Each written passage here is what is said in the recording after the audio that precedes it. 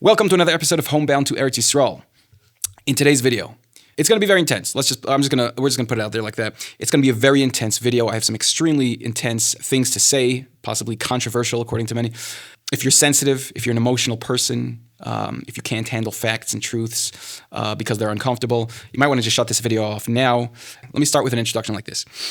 I am sent every few days another video of another speech or shiur by a rabbi, good-hearted, well-meaning, honest rabbis and leaders and speakers who guide Klal Yisrael, who really motivate Klal Yisrael and paskin halachas and are good people. But somehow when it comes to the area of Eretz Yisrael, I see some of the most famous rabbis just spewing falsehood, just saying things that are factually incorrect, things that are just straight up lies, very misleading, exaggerating.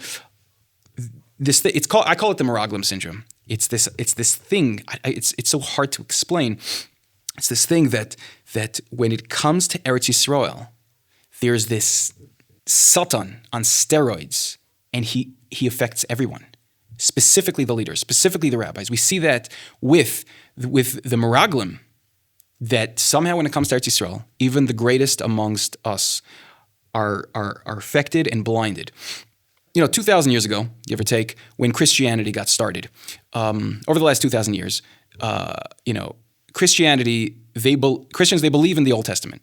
The only problem is, when you look in the prophets in the Old Testament, there are a lot of things that contradict the Christian religion. How did the Christians get around this? How did they get so many people? How did they become the biggest religion on the planet when there's so many holes and issues in their religion?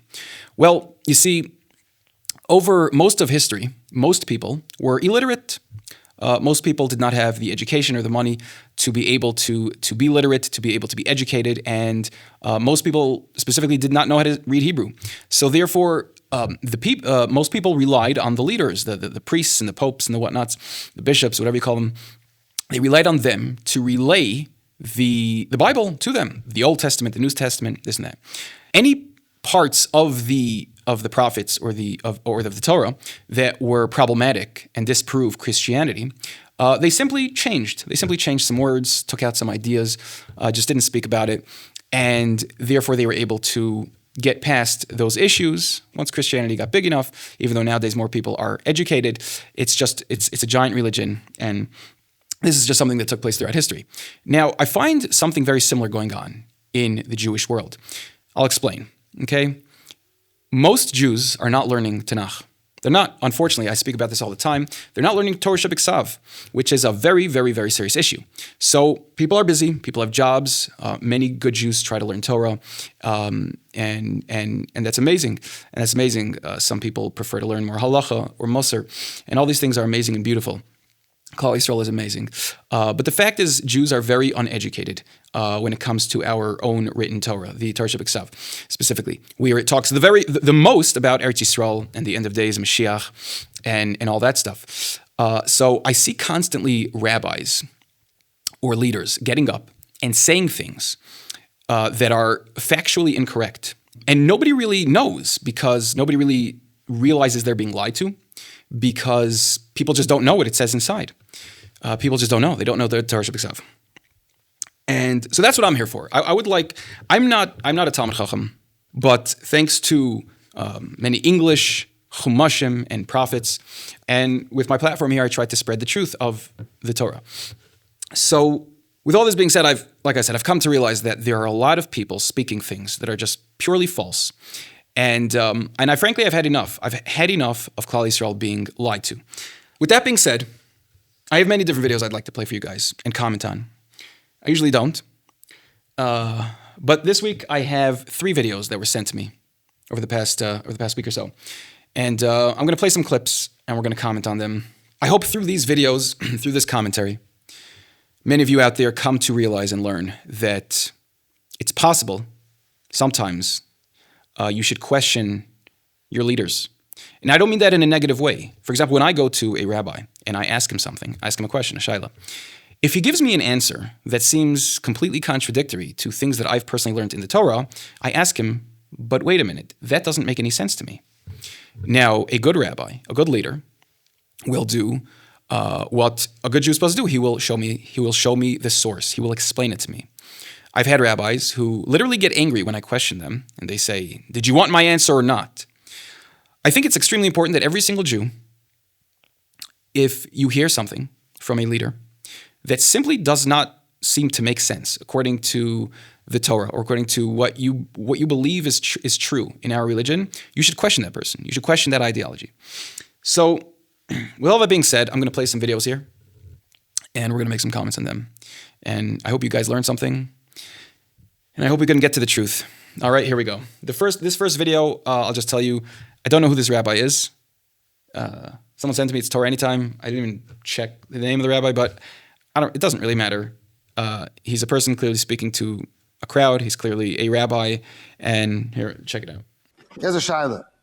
Are you supposed to run away from a makom sakana into an area that you don't know it's a sakana or not?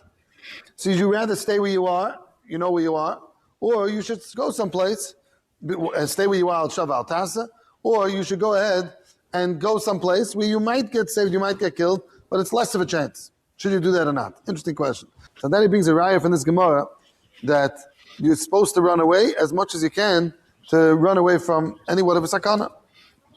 Now the pella is to go into the sakana, that you have to be crazy, that you're not allowed to do. So that's why you have to be done, that if there wouldn't be peace now, then I'm rather not allowed to send your child. How you allowed to send your child? So now for this peace, there's a hat at the sand. But stam to go, if you're there, that's another shmuz. But to go into it, that for sure you're not allowed to do. What about fighting? Fighting? To fight back. Why we have to run? Let's fight back. Well, that's not, a yid doesn't fight back. Yid doesn't fight back. When Gullus. Because when Gullus, we don't have a din Muhammad. Okay, so here you have this rabbi who was giving a shiur talking about this idea, are you supposed to, should you leave one place that's dangerous to run away to some other place that's a suffix danger, questionable danger, but less of a danger, whatever it is. And then he goes on to bring up Eretz Yisrael, that obviously, no one should go to Eretz Yisrael because you're in America, which is safe. I guess America's totally safe. There's no anti-Semitism in America. There's no anti-Semitism brewing there. So obviously America's totally safe. So he's posing this idea that, for sure, if you're in America, you should not be going to Eretz Yisrael, which is clearly a very dangerous place, which it isn't. Because although rockets are flying constantly, there are very, very few people getting hurt or killed. Because although there are a lot of enemies surrounding us and there's a lot of rockets, we also have a significantly higher level of divine protection as opposed to America and Germany did, and France and England and every other place where Jews over history were persecuted and murdered and slaughtered in mass. Now, he poses 2 points here. Jews don't fight back, and we're in Gullus, so we definitely don't fight back. So a Jew doesn't fight back.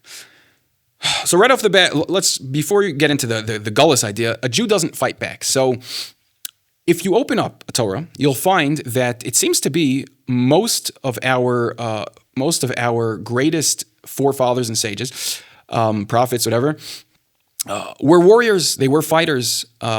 Jews absolutely fight constantly. Avram Avinu against the 4 kings, quite the battle there. Yaakov Avinu, he went back to Eretz Yisrael and faced off with Esav. It's pretty clear in the Torah that he prepared for war. He was ready to fight. Obviously, when we have Moshe Rabbeinu, who waged quite a number of wars, Yoshua ben Nun, who obviously his entire life was spent fighting battles. Basically, all of the judges, all of the shayftim, all they did was fight. Shimshon HaGibar, obviously the most famous of the fighters, he wasn't even fighting to conquer land per se. Even if you want to say that there was a din milchemes mitzvah, the Pelishtim were harassing the Jews, so he would just go into Pelishtim cities and just slaughter in mass the Pelishtim. He went down in history as a pretty great man for doing that. So you have all the shayftim. Of course, you have Shaul, who spent his 2 years as king fighting. David HaMelech spent his entire life battling and fighting. Then, of course, even if you want to say, well, they all had a din milchama, a milchemes mitzvah. So then you have the Maccabim, right? The Maccabim who fought against the Greeks. We have a holiday called Hanukkah where we celebrate that war. Right before the destruction of the second Beis Hamikdash, you have another Jewish revolt, a Jewish uprising, which eventually led, after that, culminated in the destruction of the second Beis Hamikdash. And then even after the second Beis Hamikdash, you still had Bar Kokhba, who waged a major war against the Romans. And if you want to say Bar Kokhba was wrong for fighting that battle, well, he was fully endorsed by Rabbi Akiva and some other sages. Rabbi Akiva, obviously, probably the greatest of all of the Tanaim in the Talmud. So to say that Jews don't fight, absolutely we do. Now, I'll tell you, when did Jews stop fighting? So after the Bar Kokhba revolt, we were dispersed, sent around the world. We went into Galus, and we were technically in Galus during the Bar Kokhba revolt, so that was definitely a major war that we were already in the exile during. But after that, when the Jews were dispersed, we stopped fighting. And what started happening? Well, we found ourselves at the wrong end of the sword. Jews started being slaughtered in mass over the last 2,000 years. So to say Jews don't fight, it's true. Jews don't fight. And when they don't, they die. And then in 1948, something unbelievable happened. Jews started fighting again. And guess what? Jews stopped dying in mass. Granted, we had quite a few bloody wars in Israel. Granted, we had October 7th. But when you look at Jewish history, between inquisitions, pogroms, holocausts, and the hundreds of mass slaughters and expulsions that the Jews have faced, the last 100 years has been probably the very best 100 years in Jewish history. And of course, it's from Hashem. There's no question about it. But is it a coincidence that Jews started fighting again and we stopped dying? So to say Jews don't fight, that's an extremely and utterly exile mentality. And it's false. It's not true. Jews absolutely fight. We actually should fight. Now, one source, just to quote here, we have the Rambam, Mishnah Torah, Hilchos Malachim U'Melchamos, okay? This is what the Rambam says. A king, I'll read it in English, a king should not wage other wars before Melchemes Mitzvah. What is considered a Melchemes Mitzvah? He says there are three type of wars that are considered a Melchemes Mitzvah. The war against the 7 nations, right, that occupied Eretz Yisrael, the war against Amalek, and a war fought to assist Israel from an enemy which attacks them. So there is absolutely place to be fighting a war against an enemy that is attacking us. Now, if you want to say some of the, like Gaza, Iran, right, on one hand, it was a preventative war because obviously Iran is trying to develop a nuclear weapon to wipe the Jews off of the planet. So obviously, it's a preventative war in a certain sense. But obviously, Iran and Hamas and Lebanon and every Arab country around us are all constantly sending terrorists and paying terrorists to murder Jews. So, to say that Jews don't fight, what is the other option exactly? Do we just sit and continue to die constantly? Pretty ridiculous concept there. So yeah, Jews absolutely fight. To say that this concept of Jews don't fight, we just sit passively is quite insane, if you ask me. All right, let's watch the next clip from said rabbi. We're not here to help the Rebbeinu Shalom with that. Doesn't say any place that we're here to help the Rebbeinu Shalom. The only thing that we can help the Rebbeinu Shalom is by sitting and learning and doing things. Doing things in Ruchni. I'm supposed to stay and to fight and saying like to defend myself. Not fighting because I'm an offensive fight. Defensive fight. No, we're not. We're not fighting. Yeah, exactly. I'm saying we put ourselves in that matzah. Why do we put ourselves in that matzah? The whole year. The whole Medina. So maybe over there you take a gun and shoot together. But here we raised them up. We started up with it. So I couldn't tell exactly what he's referring to because somebody in the crowd is questioning him. But clearly, it seems to be he's referring to the fact that the Jews provoked the Arabs. I'm not sure if he's referring to the establishment of the Medina, of the state. I'm not sure if he's referring to the Iran war. I don't fully understand. But so what? I'm not even sure what to say. Like, we came back to Eretz Yisrael in 1948. Every single country surrounding us decided to try to slaughter the Jews because they weren't happy with our existence or our return back to our homeland. So that, according to this rabbi, that's us provoking them. Anyway, sounds a lot like Neturei Karta, completely insane lunatics. Not saying this rabbi is an insane lunatic, but he has a very similar ideology to Neturei Karta from what I'm seeing from this clip over here. But maybe he's right. Maybe we were better off with the Holocaust and the pogroms and all of the mass slaughter. Anyway, okay, so next we're going to play a clip from a podcast that somebody sent me. It's called Behind the Bima, with a rabbi named Rev Ephraim Goldberg. Yeah, Rev Ephraim Goldberg. And in this video, he's interviewing somebody named Yael Leibowitz, who wrote a book on Ezra and Nehemiah. Now, I want to just say, Rev Ephraim Goldberg, I kind of like him. I mean, I don't know much about him. I've seen some of his shiurim.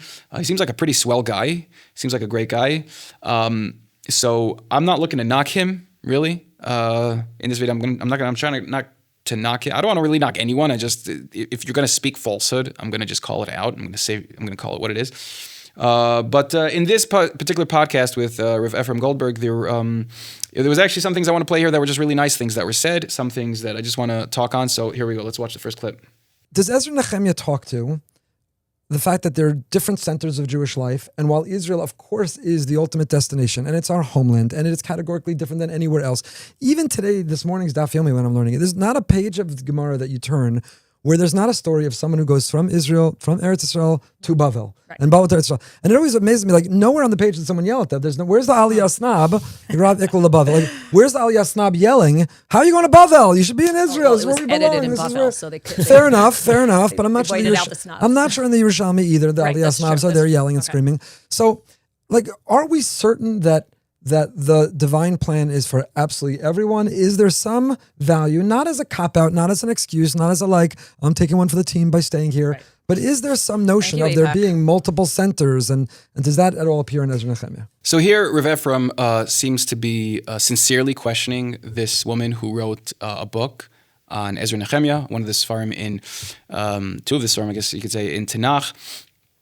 And he seems to be asking sincerely, which I'm a little shocked at. Again, I'm not trying to insult him. I think I'm a little shocked because he's asking. He basically, before this clip in the podcast, they were talking about this idea that people who live in Eretz Yisrael sometimes are a little self-righteous. We say, we're in doing the right thing, we're in the right place, and the people living in America are not doing the right thing.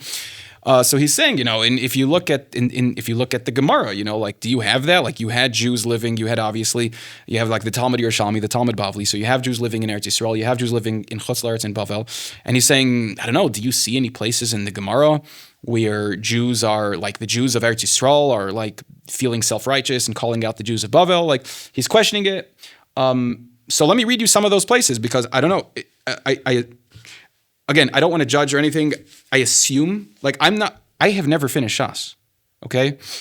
And even I knew that there are many places where Eretz Yisrael rabbis called out exile or Chutz La'aretz rabbis. Okay, so let me just read some places. So here we have Mesechtes Ksuvos, page 111. All right, we have a story with Rabbi Chanina. Basically, there was a man who left Eretz Yisrael, married a woman in Chutz La'aretz. He died, and Rabbi Chanina literally said, "Blessed is the God who killed him," meaning he left Eretz Yisrael for Chutz La'aretz. He had what's coming to him. Okay, that's a story with Rabbi Chanina. Then we have a pretty famous Gemara in Mesechtes Yuma, Daf Tes. Okay, that's page 9. Reish Lakish was swimming in the Jordan River. Rabba Bar Chana came and gave him a hand. Now, Reish Lakish was a rabbi from Eretz Yisrael. Okay, Rabba Bar Chana was a rabbi from Chutz La'aretz, from Bavel, and Rabba Bar Chana came to Reish Lakish and said, "Here, let me help you out of the water." And basically, Reish Lakish said, "No, I don't want your help. It's because of you, your ancestors, who didn't return to Eretz Yisrael with Ezra and Nehemiah. It's because of you that we are still here in Golus." Okay, so that's a pretty famous Gemara that shows that the rabbis of Eretz Yisrael were actually quite upset with the Jews who lived in the exile. Then we have obviously a lot of pretty famous quotes from Rabbi Yochanan, who lived in Eretz Yisrael, one of the greatest Amaroim, one of the greatest sages in the Gemara. Also, he says things like we have in Ksuvos, page 110, a person should always live in Eretz Yisrael and should never live outside of Eretz Yisrael. Whoever lives outside of Eretz Yisrael is as if he does not have a God. That's a pretty serious statement. We have many stories. We have Rav Zera, who the Gemara says fasted 100 times when he moved to Eretz Yisrael, he fasted 100 times in order to forget the Torah that he learned in Chutz La'aretz, because he wanted his brain to only remember the much holier Torah that he learned now, that he's learning now in Eretz Yisrael. And of course, we have in the Torah itself pretty famous stories. We have in Parshas Matos, okay, Perek 32, you have when Reuven and Gad wanted to take a piece of land outside of Eretz Yisrael, the lands of Sichon and Og. Moshe Rabbeinu got very angry at them and gave them a very, very serious speech. He yelled at them, and he was very displeased with the fact that they chose to live outside of the land rather than living inside the land. So, Rev Ephraim's question: is there any source? Is there any place really in the Gemara that talk about how people in Eretz Yisrael were upset at people outside of Eretz Yisrael? Yes, there are many such places. So I'm going to say something that you may not like the answer. I'll say this. I think that this is not Ya'al Libut speaking. This is Tanakh speaking, right? Hashem says to Avraham, Lech lecha me'eretzecha mimoladecha, like, you're here. I want you to move to this place, right? And we were in Mitzrayim, and Hashem took us back. And I think the fundamental assumption of Tanakh is to fully realize our national imperative. We do need to be in the land for a whole host of reasons. I'm actually going to be talking about it tonight in the Shir. I think that's not, and it's not just, some form of proto-nationalism. I think the idea that we have this covenantal relationship with Hashem plays out in the land, and our ability to remain in the land is in many ways a litmus test for whether we are actually living up to the terms of that covenant, right? That's why on the whole list of brachot and klalot, so the final klala, right, the ultimate klala, it's not pestilence and it's not plague, it's galut, right? So I do think on some level there does have to be that, not have to, but I think there, for me at least, there's, this fundamental understanding that, the Jewish people belong in the land of Israel. Yeah, so here Mrs. Leibowitz is being a little too politically correct and nice, I think. She says, to me it seems this way, that, Jews need to be in Israel. Obviously, any Jew who does not understand fully that the only place that Jews should be living is Eretz Yisrael, anybody who doesn't understand this is either ignorant to the Torah, period, or not mentally well. I really don't know any other way to say it. Like, I made Aliyah to Eretz Yisrael because I just simply learned Tanakh. It wasn't even anything deeper than that. I just opened up even just a chumash, and I was just like, every page is Eretz Yisrael. Like she said, Avram Avinu. Like the first thing that God said to Avram Avinu is, "Oh, you want to be the forefather of the Jewish people? Well, you got to go to Eretz Yisrael." So that's a given. Like it's almost weird that these things have to be spoken about. But all right, let's continue. And I think that's something that sometimes I think on some level, the idea that, but there's always been a diaspora, so therefore it must also be a lechatchila. I don't think we have to say that. There's also always been intermarriage, but we don't say therefore intermarriage is also lechatchila, right? It's just something that exists. So I do think there is a fundamental assumption in Tanakh that we as a people have this land where God promised to bring us, promised to, have this sort of added divine protection. That's where we belong. Right. So she's spot on here. Golus, exile is not. It's not an option. It's not like you can live in Eretz Yisrael or you can live outside of Eretz Yisrael. It's no, you must live in Eretz Yisrael, and anything other than that is simply a punishment from God. It's a bad thing, and it should not be done. Again, the fact that this is needs to be the fact that she's sitting here telling rabbis, literally rabbis, like this, the fact that there's an argument, and that rabbis are on the side of do we really need to live in Eretz? There's something deeply, fundamentally wrong here. Something so messed up. And the truth is, the reason we're in exile to begin with, the reason we had the Beis Hamikdash destroyed, was it all started with the sin of the spies, the Meraglim, the Jewish leaders who chose not to go to Eretz Yisrael, who spoke Lashon Hara, who spoke badly of Eretz Yisrael, and then Klal Yisrael decided, hey, we shouldn't go into Eretz Yisrael, and Klal Yisrael was severely punished for that. And the only way for us to really bring the Geula and finish this job is for us to fix that sin, the sin that started all this.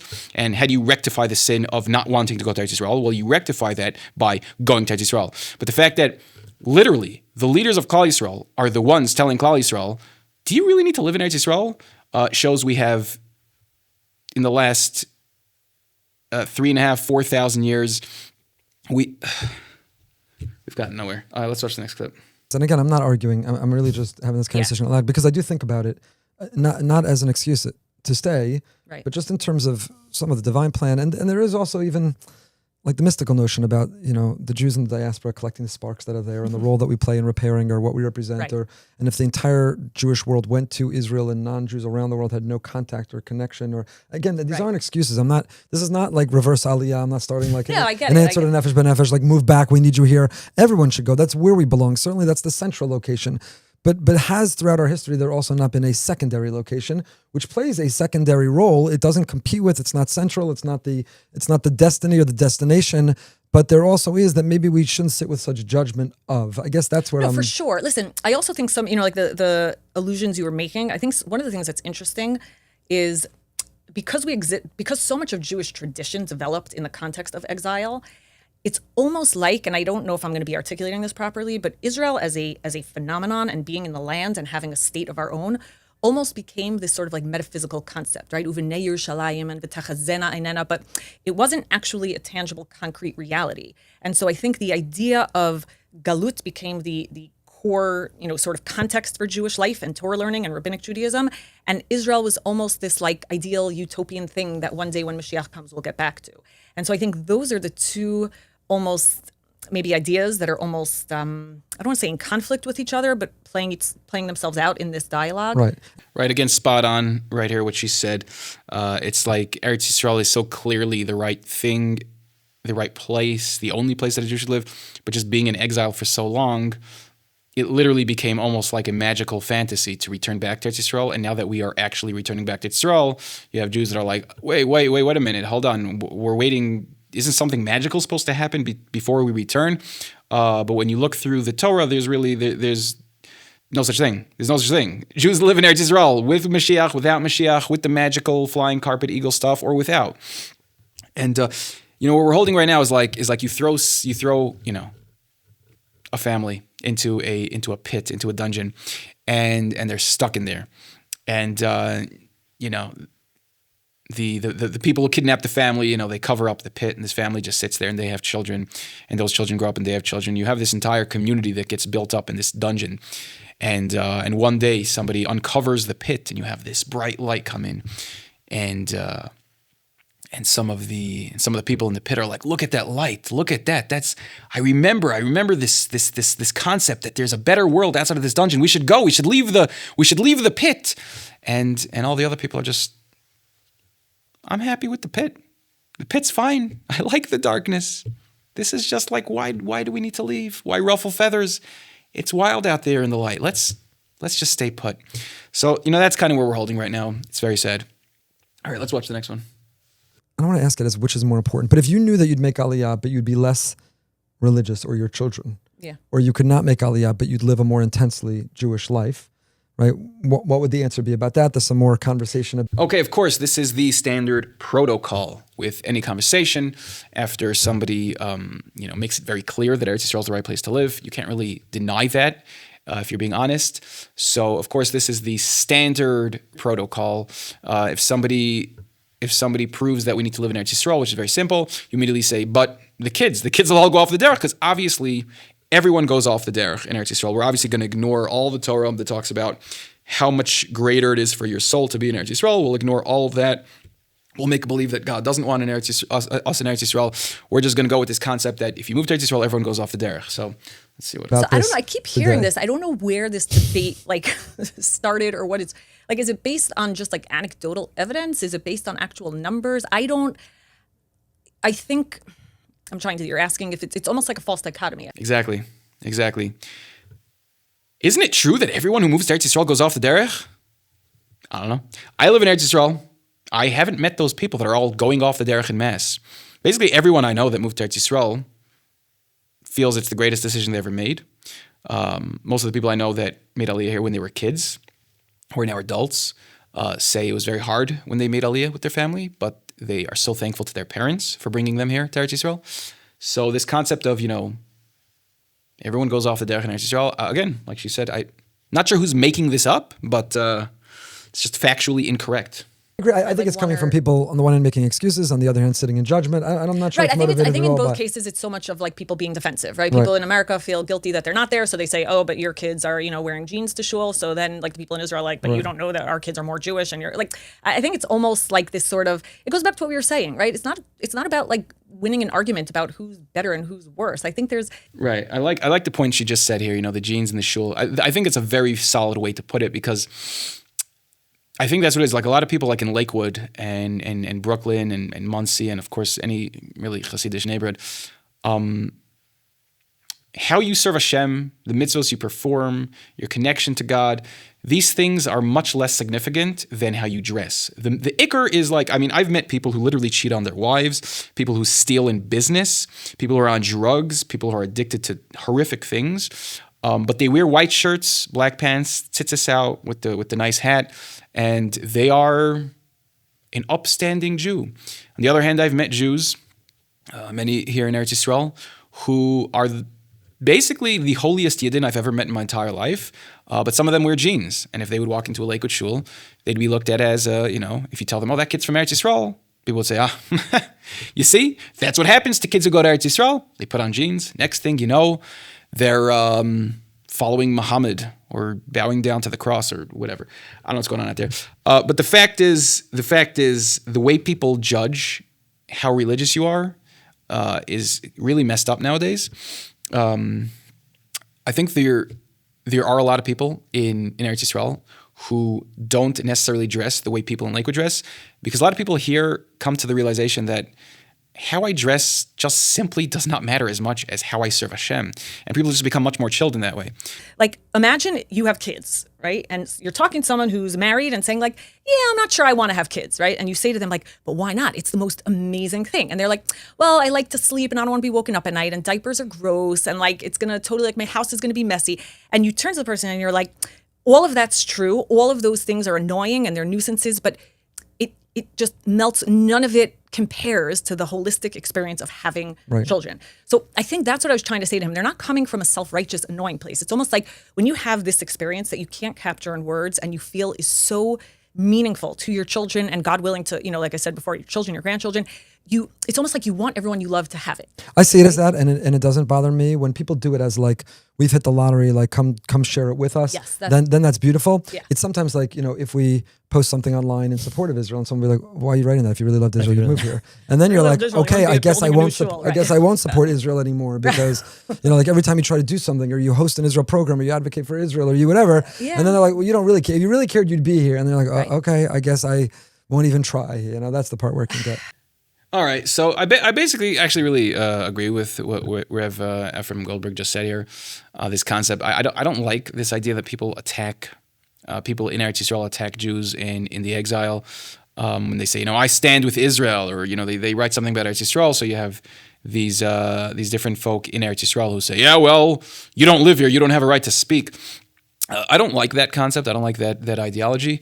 But on the other hand, I also hear from a certain point, like I remember during like the first Iran war a few months back, there were like a whole bunch of Jews who were posting things on different social media, different things I saw somehow, people saying, I wish I was there, I wish I could be there with you guys, I wish I could be there supporting you guys, after October 7th, there's that.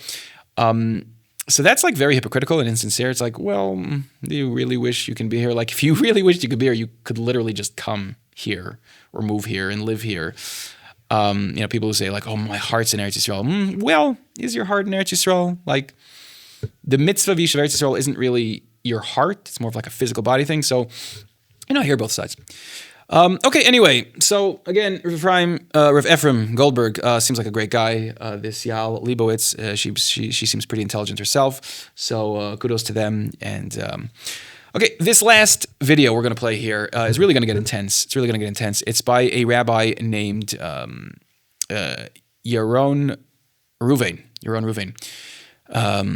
He's some sort of YouTube personality, I suppose. I don't know exactly his real life situation as a rabbi, if he's a rabbi, if he's not a rabbi. I really don't know anything about him. I just know that I've seen some clips of him. He seems like a pretty energetic, very loud person.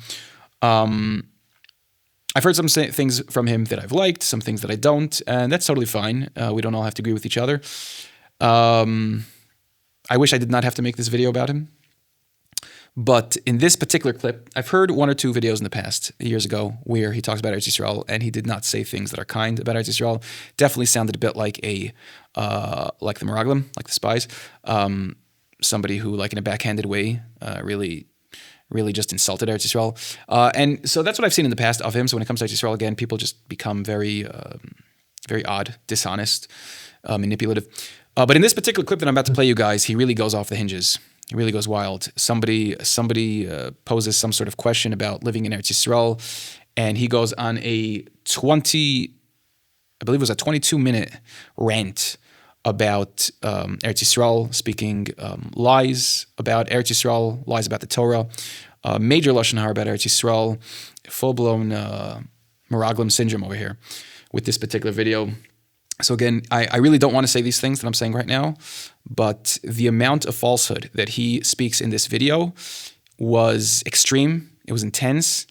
I looked at the comments. I saw there were some Jews writing, thank you for opening up our minds to these points, this and that. So when I saw that, I was like, wow. If even a single Jew believes anything that he said in this video, that would be horrific. So we're going to make some comments here. Again, this is not for the faint of heart. I wish Yaron Ruvain well. I hope he does teshuvah, honestly, for this video. Otherwise, I think all these rabbis, everyone, all the people out there are really great people. When it comes to Eretz Yisrael, people just, something clicks in their brains and things go really wrong, really sour, really quickly. All right, here we go. Let's watch. Rabbi Nava gave a lecture and gave several points of why American Jews should leave U.S. and go to Israel if they're able to, of course. Okay, Rabbi Nava, kol hakavod to all the good he does and did. He's not the Gadol Hador, and we don't take a commends just because it's a good idea. Everybody has to listen to the words of the sages.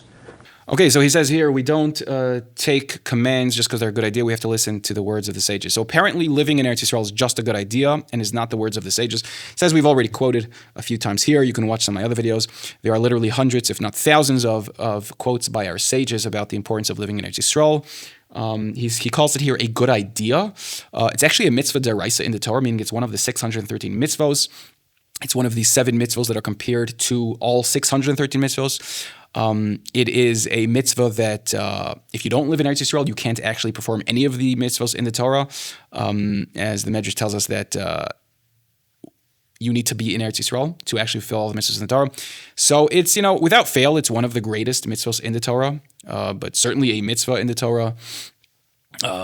So to say it's a good idea, we're starting off on a pretty rough foot here, very misleading. I mean, okay, let's continue. Let's see. The Gedolei Hador have told us time and time again, if somebody wants to make Aliyah, Rav Sternbach wrote a letter about this less than 5 years ago. Somebody wants to make Aliyah. They can make Aliyah so long as they can answer in a positive way to the 3 questions. Question number 1, are they going to be able to stay as religious or become more religious by going to Israel? Them and their kids. Are they going to be able to? Okay, so obviously, now he's saying, now we have 3 conditions that you need to have in order to live in Eretz Yisrael. So first of all, I don't know that the Torah or the Gemara or any of the Rishonim, any of our greatest sages, I don't know that they made these conditions. So I don't know, Rabbi Sternbach, but I don't know where he wrote this or how it was quoted. But I've never seen these conditions in our actual Talmudic works or in the Torah. Okay. Now he says here you need to know for certain that your spirituality will stay the same or improve if you move to Eretz Yisrael. So obviously, right off the bat, that is another way of saying you can never live in Eretz Yisrael, because obviously there's no way to know for certain what's going to happen in the future. That's just a ridiculous statement to make. But if you want to say that at least you have to assume based off of your situation that if you move to Eretz Yisrael, it won't affect your spirituality in a negative way. So, obviously, I assume most people are moving to Eretz Yisrael because they want to get closer to Hashem. That's why I came to Eretz Yisrael. That's why every single person I ever met who lives in Eretz Yisrael came to Eretz Yisrael. People don't come to Eretz Yisrael to get farther from Hashem. They come to Eretz Yisrael to grow in spirituality. So that's a given. Now, if you're not sure if moving to Eretz Yisrael will affect your spirituality in a positive way, I have here a list of a few quotes from the Talmud. Let me just go through them. Okay, so we have Ksuvos, page 110. One should always live in Eretz Yisrael, even in a city mostly populated by non-Jews. And a person should not live outside of Eretz Yisrael, even in a city populated by Jews. Okay. Another quote on that page: whoever lives in Eretz Yisrael is as if he has a God. Whoever lives outside of Eretz Yisrael is as if he does not have a God. Another quote, same page, Ksuvos 110. Whoever leaves Eretz Yisrael in a time of peace is as if he worships idols. Okay. Baba Basra, page 158. The ear of Eretz Yisrael makes one wise. Obviously, that would be a spiritual wisdom and not any other type of wisdom. Bava Basra, page 158, same page. There is no Torah like the Torah of Eretz Yisrael. Okay, we have a Medrash, the Sefri, on Devarim. Okay, dwelling in Eretz Yisrael is equal to all the mitzvahs in the Torah. This is what we mentioned before. Back to Ksuvos, we have, it says here, the divine presence does not leave Eretz Yisrael. Whoever walks 4 amos in Eretz Yisrael is assured to the world, is assured a place in the world to come. Okay, and of course we have the Torah, unlimited things. We have the famous quote, "Ki mitzien tetzei Torah," from Eretz Yisrael comes Torah. So to say that, to imply that, or to even think that moving to Eretz Yisrael would negatively affect your ruchnius is, I guess we'll leave it up to you. It could be our sages of the Talmud didn't know what they were talking about. Could be the prophets didn't know what they were talking about when they said all the things about Eretz Yisrael and about how every Jew needs to live here, and it's the greatest place to learn Torah, the greatest place for your ruchnius.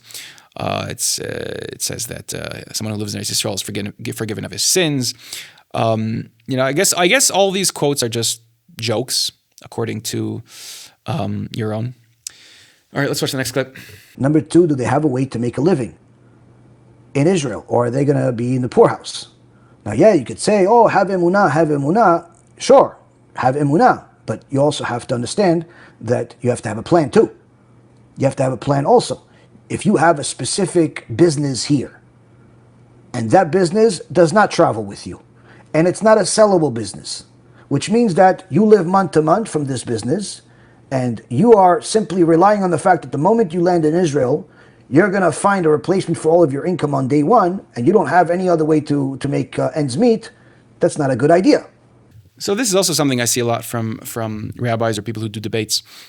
They say these very extreme, over-exaggerated things, like he just said, somebody who comes to Eretz Yisrael and thinks they're going to find a good parnasa on day one, like, no, nobody thinks that.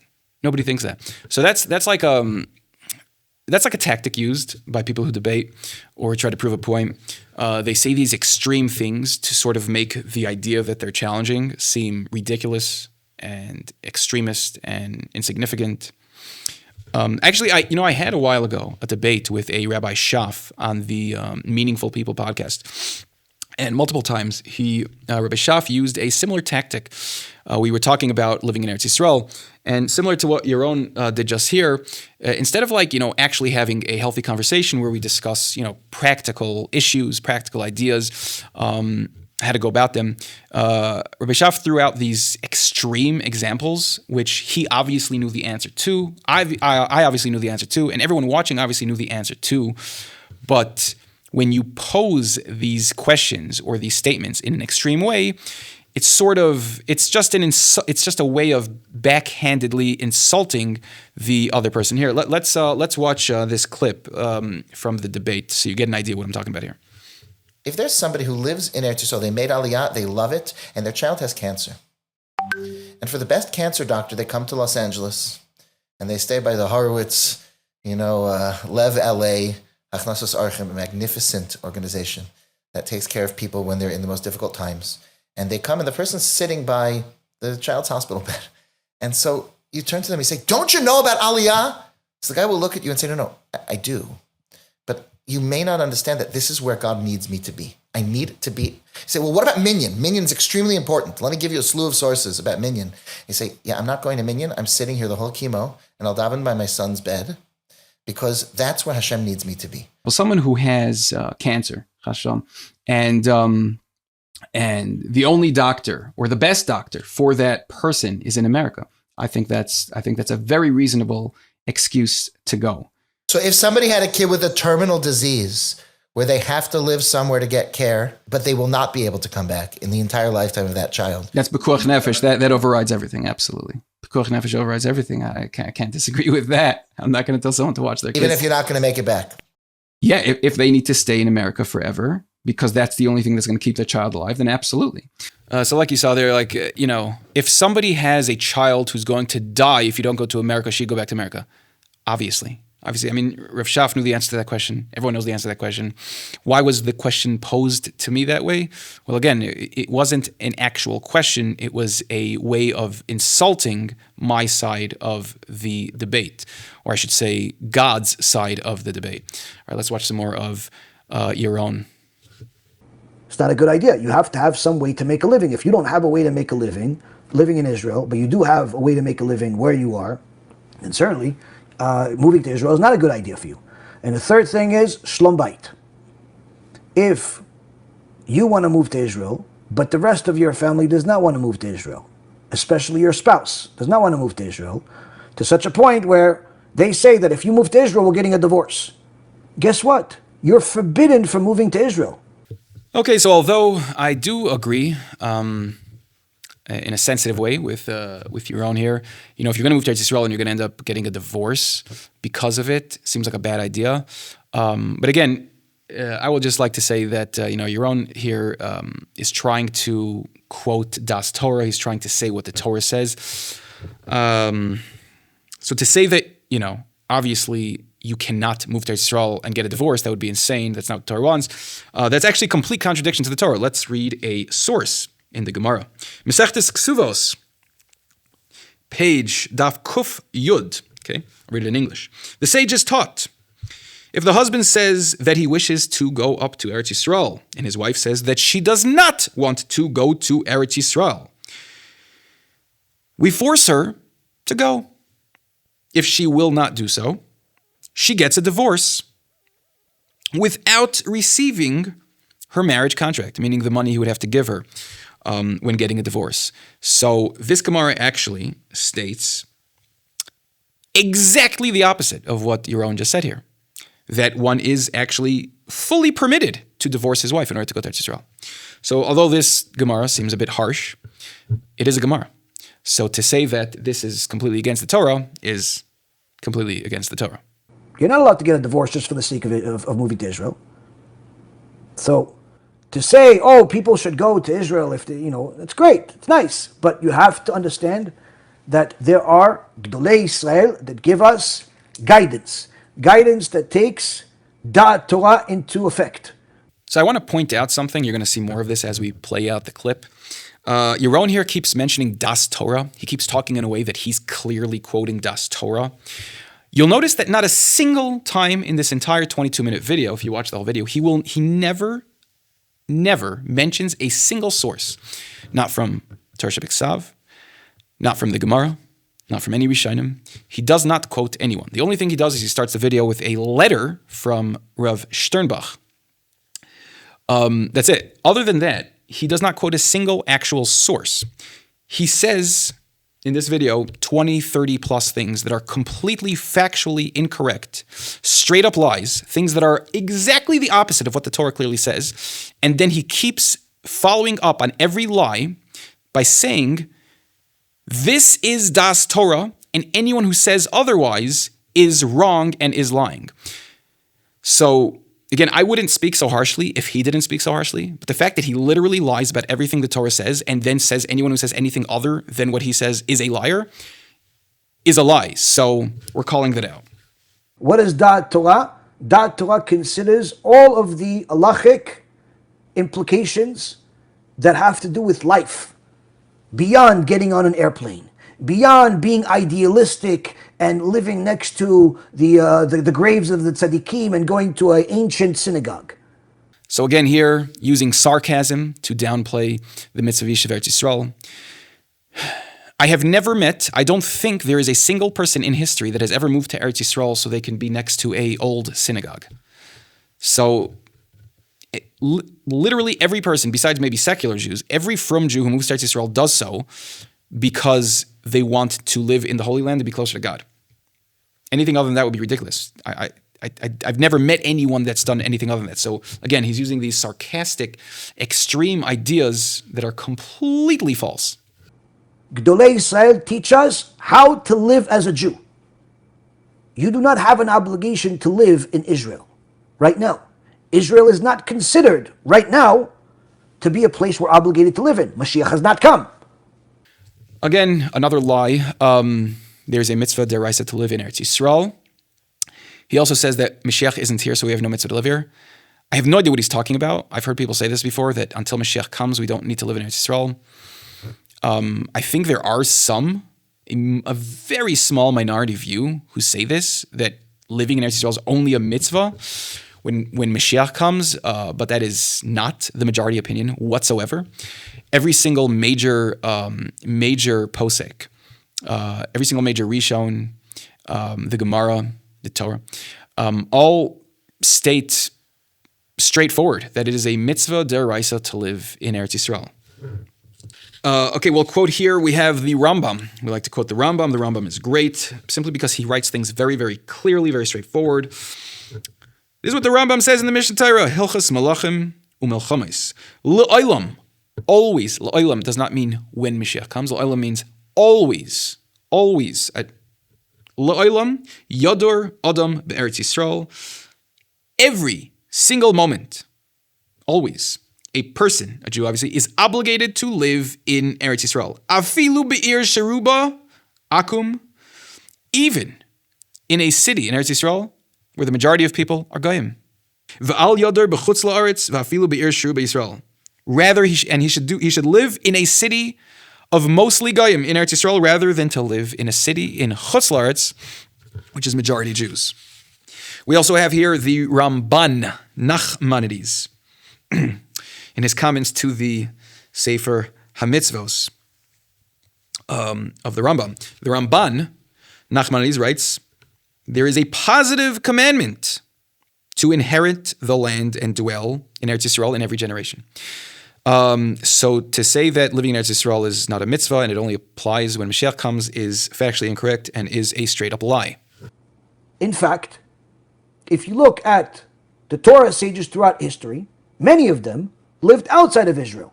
Whether it's the Ramban for most of his life, Rashi, the Baalei Tosfot, the Talmud Bavli, all of the sages, the Talmud Bavli, many of Gdolei Israel lived outside of Israel, and even the Torah sages of the last 100 years traveled and lived outside of Israel for several years, and sometimes on a permanent basis. Whether you have Rav Ovadia Yosef leaving Israel for several years to live in Egypt, Rav Tzion that moved to Panama and lived there for the rest of his life.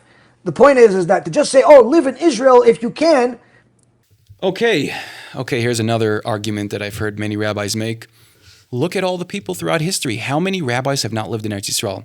So that is a very nice statement that, if not put into proper context, seems like a reasonable argument, but again, extremely misleading. And for somebody such as Yaron, I assume he knows the truth.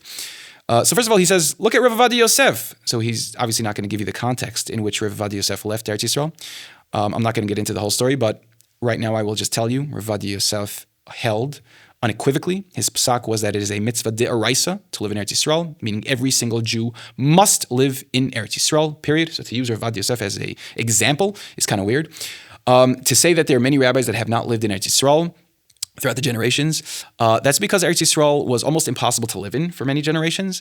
That's obvious. If you would read any history or know any history, Eretz Yisrael was completely uninhabited, and the few people that did live here would gladly slaughter a Jew if they saw one. There was no food. It was a desert wasteland. And even with all that, there were still many great Jews, such as the Arizal and Rav Yosef Cairo, who wrote the Shulchan Aruch, and a long list of Jews who put their life at risk to live in Eretz Yisrael. And you have the Chavetz Chaim is a perfect example. The Chavetz Chaim is a person who lived outside of Eretz Yisrael. So your own here would say, look, the Chavetz Chaim lived outside of Eretz Yisrael. If he lived outside of Eretz Yisrael, then we certainly can. But again, in context, if you understand how many times the Chavetz Chaim tried, I think 4 times to get to Eretz Yisrael. He bought a house in Eretz Yisrael. So he shipped over his stuff to Eretz Yisrael. Literally, he sent his belongings over to Eretz Yisrael. He so passionately, badly wanted to live here. So to say, look at all the people who didn't live in Eretz Yisrael throughout the generations, again, is a heavily misleading statement and would only be taken seriously by somebody who's completely ignorant of the fact that there were details involved in the last 2,000 years. So if you are a 40, 50-year-old man with no young kids, you want to go move to Israel, go move to Israel, go tomorrow, go right now, stop the shiur, go fly right now. If you could afford it, you could go there, go. But you're not the average person. The average person is somebody that's married to another somebody, that has a few somebody kids, 2, 3, 4, 5, 6, 10 kids, whatever they have, and some of them are teenagers. Well, guess what? As soon as they go to Israel, those teenagers are on the army's target. They're teenagers. You're gonna go to the army. No. We're religious. We don't want to go to the army. Okay, so you're gonna go to jail instead. Okay, so I cut this clip a little short because Yaron here goes on a 3-minute rant about how if anybody goes to Eretz Yisrael, if they don't go to the army, they are immediately arrested and thrown into jail. He talks about how the police and the army in Eretz Yisrael is trained to harass and hurt and jail from Jews. I'm not going to fully deny that there's an element of truth to that. There are some serious issues with Eretz Yisrael, not Eretz Yisrael. I'm sorry, the Medina, the government here. There are still, unfortunately, some high-powered politicians who have a serious agenda to try to destroy Torah. But to make a blanket statement that's saying that if you don't go to the army, you're going to go in jail. The fact is, if you look at jail right now in Eretz Yisrael, there are very, very, very few people, if any, from Jews who are in jail because they didn't go to the army. I have a serious problem with the fact that rabbis talk is, besides the fact that it's completely untrue. I mean, obviously, there are hundreds of thousands of people that are not in the army and learning Torah in Eretz Yisrael. So to say that, you're going to have to go to the army is just simply untrue. There's many ways to get out of it. There's many ways to do other services for the army without having to go to the army. You have, and I just want to say this is really, really a big problem, that the rhetoric has become to go to the army in Eretz Yisrael is Yarig Val Yaver. Like, it's better to die than to go to the army in Eretz Yisrael. It's such a ridiculous and insane thing. I mean, I would say if you would go to the majority of the greatest sages throughout history, and you would say, if you had the opportunity to live in Eretz Yisrael, and the only thing you would have to do would spend 2 years fighting in the army of Klal Yisrael, would you do so? They would be like, of course I would. Like, what's the problem? So you go ahead and say that the army is making people go over there. That's also simply not true. There are issues there. There absolutely are issues there. There are sects of the army that are problematic. There are people higher up in the army that are evil Rishaim. But there's the Hashmonaim Brigade, which is a growing sect of the army completely from Jews that are able to learn Torah, daven, and fight for Klal Yisrael. There are some serious issues with the army. There's some serious issues with the government. But to make blanket statements that if you come to Eretz Yisrael with teenage kids, they're going to be thrown into jail is ludicrous, insane, and again, once again, unfortunately, a massive lie. Everyone has to evaluate their circumstances. There is no one size fits all. And this idealistic talks, the war is coming, and if you want to be saved, go to Israel. Habibi, the war is going to be in Israel. The land will not protect anyone. Okay, so the war will be in Eretz Yisrael. Absolutely, that's pretty clear from Tanakh. The war will be in Eretz Yisrael, but what's also pretty clear in Tanakh is that the land will protect you. So here Yaron just said, the land will not protect anyone. That is a completely false statement. There are many, many verses to be quoted here. I'll just printed 1 or 2 of them here. You have Zechariah chapter 2, verse 9. Hashem says, I will be a wall of fire around it, and I will be the glory within it. Talking about Yerushalayim, that Hashem will at the end of days, which we're approaching, Hashem will protect the Jews of Yerushalayim, of Eretz Yisrael. And we have some verses in Zephaniah, Perek Gimel. Hashem is talking again to the future inhabitants of Jerusalem. On that day, it shall be said to Jerusalem, have no fear, O Tzion, al yirpu yodicha. Let not your hands fall, meaning have no fear, Hashem is here. It says here, the next pasuk, your God, the Eternal One, is in your midst, a warrior who brings triumph. So again, another clear pasuk that at the time of those wars that Yaron is speaking about, he says the land will not protect you. The Torah itself says in many places that during those wars, the land will protect you. And of course, we have a very famous pasuk in Bamidbar, Parak 11, pasuk 12. A land that Hashem your God cares for, the eyes of Hashem your God are always upon it, from the beginning of the year to the end of the year. Eretz asher Hashem elikecha dairish isa tamid. Eine Hashem elikecha ba meireshes hashana v'ad achris hashana. I'm sure most of you heard that verse. Clear verse directly from the Torah. Nothing even to do with the end of days. It's just a clear verse that in the land of Eretz Yisrael, Hashem is personally watching it and guiding it. The land will not protect you. Well, if God is personally running this land, and the Torah makes it clear that this land is under Hashem's extreme and individual supervision, that's a pretty clear sign that Eretz Yisrael is probably going to be the safest place in the world for any Jew to live. So you have to understand, we cannot be idealistic to the point of stupidity. We have to be conscious of reality and apply the Torah to reality and not live in fairy tale dreams. Wow, a lot of extreme words here. Not live in fairy tale dreams. Apparently living in Eretz Yisrael is a fairy tale dream. Again, I don't need to elaborate on this. You see where I'm going with this. That Shem Yerachim. Okay, let's go next. So, again, I love Israel. I was born there. I wish I can live there. And I'm only here because my rabbi tells me I have to be here. The second he tells me I don't have to be, I'm out. I'm going to Israel too. So the rabbi is using the rabbi excuse. The rabbi himself is saying, as soon as my rabbi tells me I should move, I'll move. I don't know who Yaron's rabbi is. And the truth is, what he just said here is like, it's a pretty common thing that you'll see here in America. Even like you'll have liberal leftist Jews who will say things like, they'll say anti-Semitic comments. They'll be anti-Zionist. They'll hate on their own Jewish brothers and sisters. But they'll say, but I'm a Jew myself, so obviously I'm not anti-Semitic. So that's what Yaron here is doing. He just literally said that, don't worry, the fact that I just went on to bash Eretz Yisrael in every single way I possibly can over the last 20 minutes, you don't get it. I want to live in Eretz Yisrael, so I'm not saying anything actually bad. I don't know. I don't know who he's fooling. I know some people that made idealistic moves. They left everything in a short period of time. I'm making Aliyah. They thought they were like back in, leaving Egypt. And guess what? Some of them ended up getting divorced. Some of them ended up losing all their money and coming back to the country they came from. Some of them live there and they're miserable, but they can't afford to leave. And some are very, very happy that they did. And they tell me, listen, you should come and we love you. We'd love to have you here. It's not a one-size-fits-all. Some people succeed and have a lot of blessing as a result of their move. Some people do not. Okay, so just to make it clear, again, Yaron here is kind of implying, pretty straightforwardly implying that, some people go to Eretz Yisrael and it works out, and many people go to Eretz Yisrael and it's just their life falls apart. Just to make it clear, I don't know that there's official statistics on this, but the vast majority of people that move to Eretz Yisrael do amazing. They might not have as much money as they did in America. Some of them might have some struggles. But for the Frum community particularly, who I'm involved with, the vast, vast majority of people who move to Eretz Yisrael feel it's the best decision they ever made. The vast majority of them are doing fantastic spiritually, loving every second of it. So, to say people's lives just fall apart when they come here again, factually, that's a lie also.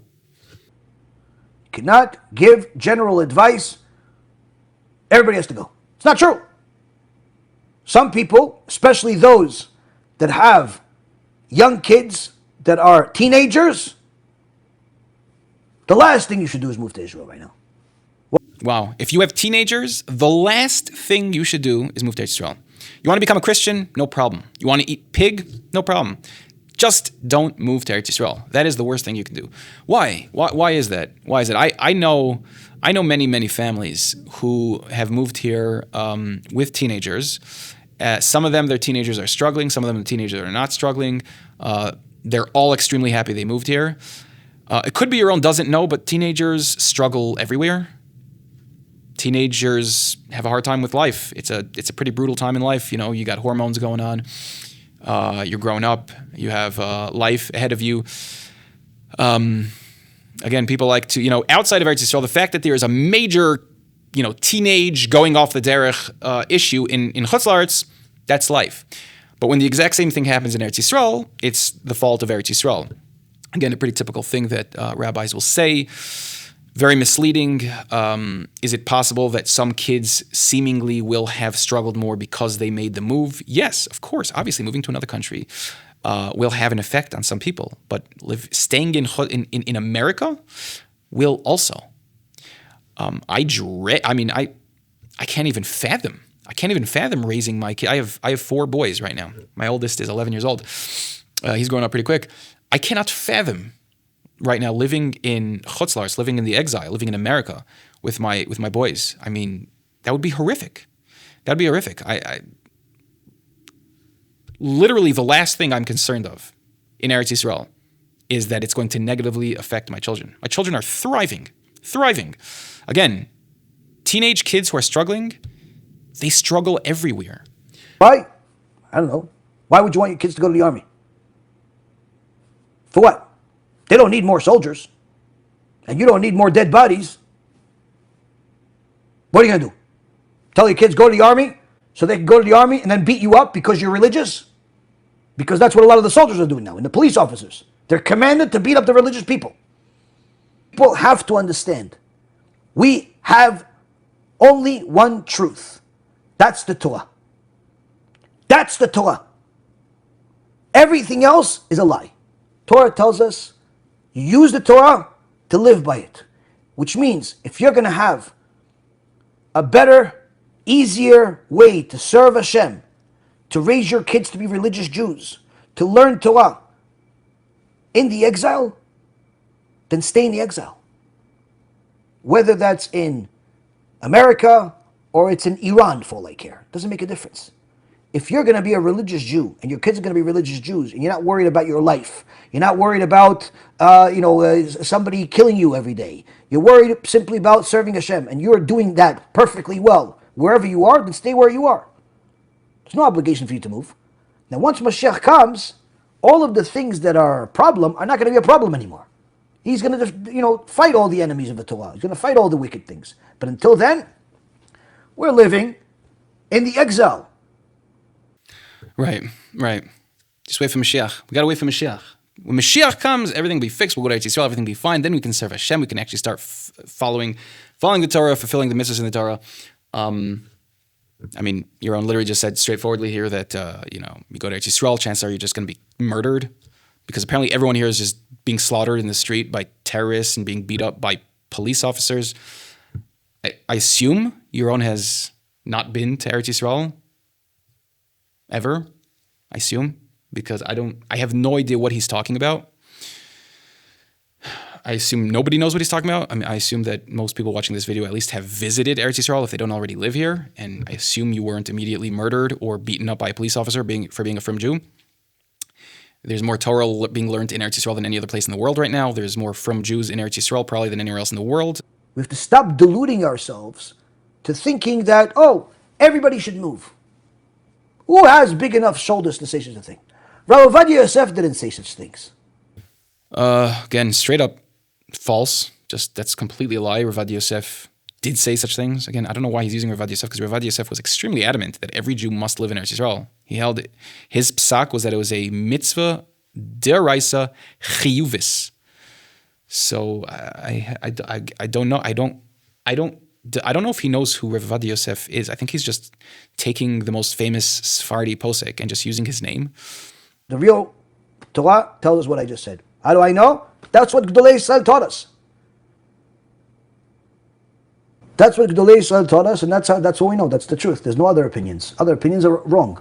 So that's what the Gedolim told us, and all other opinions are wrong. So I guess the opinions of the Tanoim, the Amoraim, the Gaonim, the Rishonim, most of the Achronim, the prophets, God himself, Moshe Rabbeinu, I guess they're all wrong, but the Gedolim are correct.